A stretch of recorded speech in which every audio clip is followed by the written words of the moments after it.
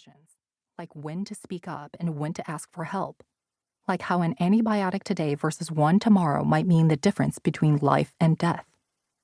I did not practice a religion, and neither did my parents, but if there had ever been a time to make a prayer, it was now.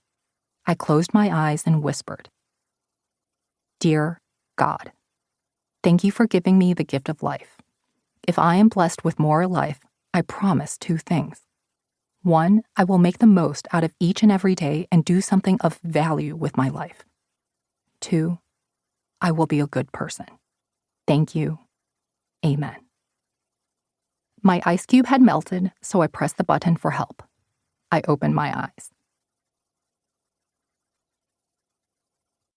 Part 1. It was the aspiration of all those of us with professional ambition to work our way as close to this hub as we were each of us capable. Katsuo Ishiguro, The Remains of the Day.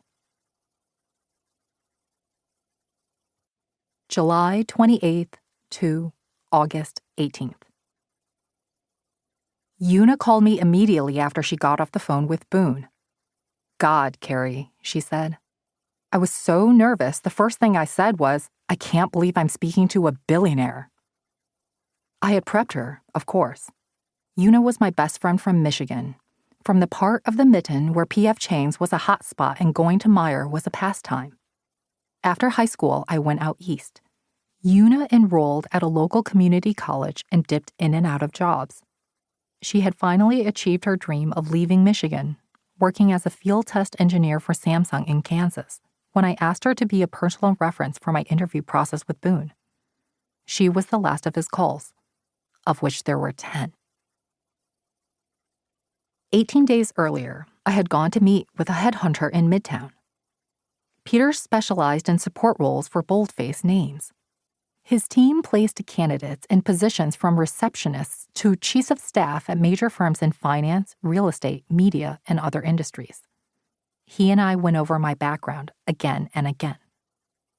"You're a superstar, but," he stressed in his British accent, "everyone will ask you why a math and finance dual degree from MIT, who graduated in 3 years, wants to be an assistant." I looked out the window of that small, sterile room and wished the air conditioning would work a lot harder. 3 years before this, I had dropped out of an MBA program because I felt restless with the conviction that I had been wasting my life. I wanted to change paths. So, I enrolled as a non-degree student at various universities and cobbled together a liberal arts education by taking classes in the humanities. When I told my fiancé I wished to go back to school to get a graduate degree in creative writing, he asked, "But who's going to cook dinner?" Like so many aspiring writers and artists, I hoped to get a job during the day that would allow me to pay the bills while working on my craft and getting an MFA. But finance nudged at me.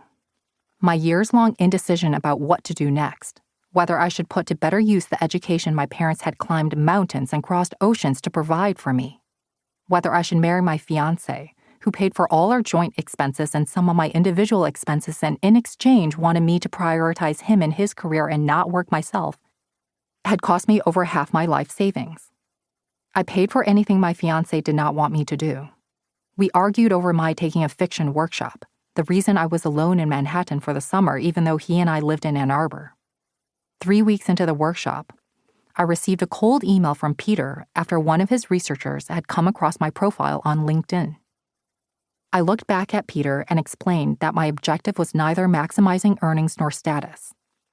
"I want a job," I said, "so I can afford to figure out my life." Peter asked about the last line on my resume, where I had written down some interests: creative writing, college football. I told him he had to keep them there. "I get it," he said. "I'm a photographer." He paused. Then he inhaled. "So," he said. Another pause as he looked me in the eye, smiling. Recruiters are one of the main gatekeepers for the hedge fund and private equity industries. Some jobs are posted on employment aggregator sites. Many are not. After a resume screen, a phone call, and the current interview to make sure I would comport myself in just the right way, finally, he let me in. "I'm working on a search I think you'd be perfect